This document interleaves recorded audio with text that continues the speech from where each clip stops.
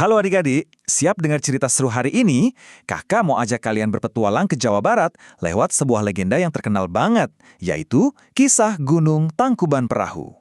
Coba deh kalian bayangin, ada sebuah gunung yang puncaknya itu rata. Aneh ya, bentuknya itu persis kayak perahu besar yang ditaruh terbalik.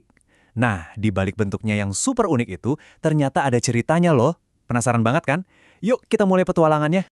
Oke, perjalanan kita dimulai jauh di masa lalu di sebuah hutan lebat yang penuh dengan keajaiban. Di tengah hutan itu ada sebuah gubuk sederhana. Di sanalah tinggal seorang putri raja yang cantiknya luar biasa. Namanya Dayang Sumbi. Setiap hari, dia suka banget menenun kain-kain yang indah di beranda rumahnya. Tapi Dayang Sumbi nggak sendirian kok. Dia punya teman yang paling setia, seekor anjing bernama si Tumang.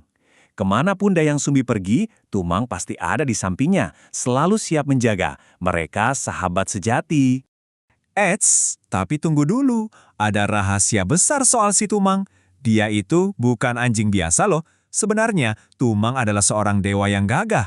Tapi karena suatu kesalahan, dia dihukum untuk hidup di bumi sebagai seekor anjing. Wah, ajaib banget ya.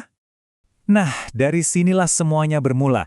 Sebuah janji yang diucapkan sambil lalu, ternyata malah membawa sebuah kesalahan yang sangat-sangat besar. Apa ya yang terjadi? Jadi, suatu sore pas Dayang Sumbi lagi asyik menenun, tiba-tiba klontang, alat tenunnya jatuh ke lembah yang dalam. Aduh, Dayang Sumbi lagi males banget buat mengambilnya. Tanpa berpikir, dia pun berucap, siapapun yang bisa ambilkan alat tenunku, kalau dia laki-laki, aku janji bakal jadi suamiku. Dan kalian tahu siapa yang datang membawa alat tenun itu? Betul, si Tumang. Ya, karena sudah terlanjur berjanji, Dayang Sumbi pun menepatinya. Beberapa waktu kemudian, lahirlah putra mereka, Sang Kuryang. Tapi, saat Sang Kuryang sudah besar, terjadi sesuatu yang sangat menyedihkan.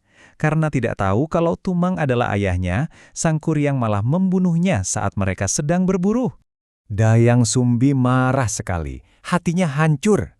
Saking marahnya, ia mengambil sendok nasi dari kayu dan plak, kepala Sang Kuryang dipukul sampai berbekas. "Pergi kamu dari sini, ibu tidak mau lihat kamu lagi," teriaknya. Akhirnya, Sang Kuryang pun diusir dari rumah.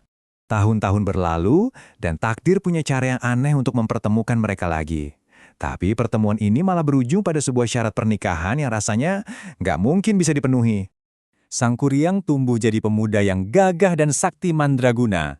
Saat berkelana, dia bertemu dengan seorang wanita yang cantiknya tak ada tandingannya dan langsung jatuh hati. Sang Kuryang sama sekali nggak sadar kalau wanita itu adalah ibunya sendiri, Dayang Sumbi, yang dikaruniai kecantikan abadi. Suatu hari, Sang Kuryang bersandar di pangkuan Dayang Sumbi.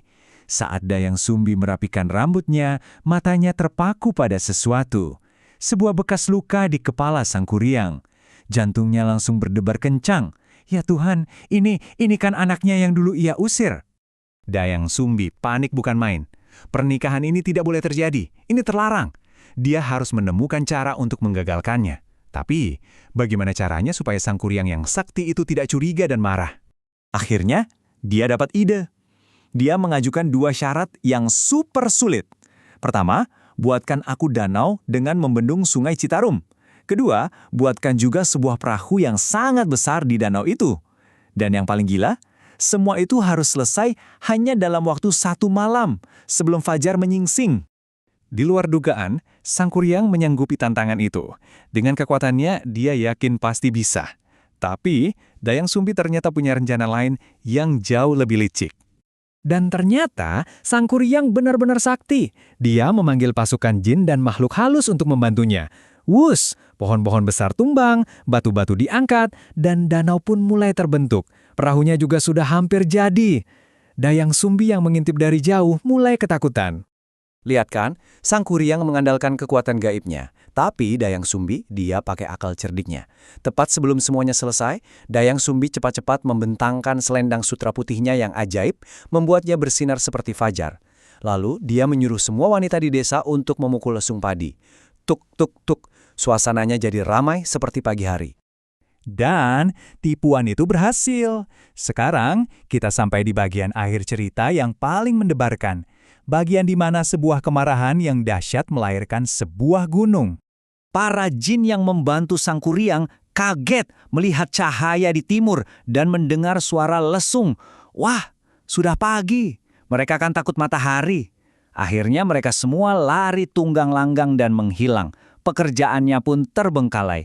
Sang Kuryang gagal. Dia tahu dia sudah ditipu.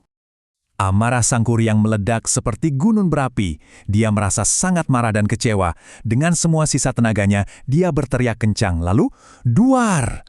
Perahu raksasa yang hampir jadi itu ditendangnya sekuat tenaga. Perahu itu terbang tinggi, melayang di udara, lalu jatuh dengan keras dalam posisi terbalik. Gedebuk! Dan disitulah keajaiban terjadi. Perlahan-lahan, perahu kayu raksasa itu berubah menjadi tanah, menjadi batu, dan akhirnya menjadi sebuah gunung. Itulah yang kini kita kenal sebagai Gunung Tangkuban Perahu, yang artinya adalah perahu yang terbalik. Wah, keren banget ya ceritanya. Nah, dari kisah Sang Kuryang ini ada beberapa pelajaran penting buat kita. Pertama, kita harus selalu jujur dan hati-hati kalau berjanji. Kedua, jangan biarkan amarah menguasai kita. Dan yang paling penting, kita harus selalu sayang dan hormat kepada orang tua. Nah, sekarang giliran kakak yang tanya. Menurut adik-adik, sifat buruk Sang Kuryang yang mana sih yang paling berbahaya? Apakah karena dia tidak tahu kebenaran, atau karena amarahnya yang tidak bisa dikendalikan? Coba kalian pikirkan ya. Sampai jumpa lagi di cerita-cerita seru berikutnya. Dadah!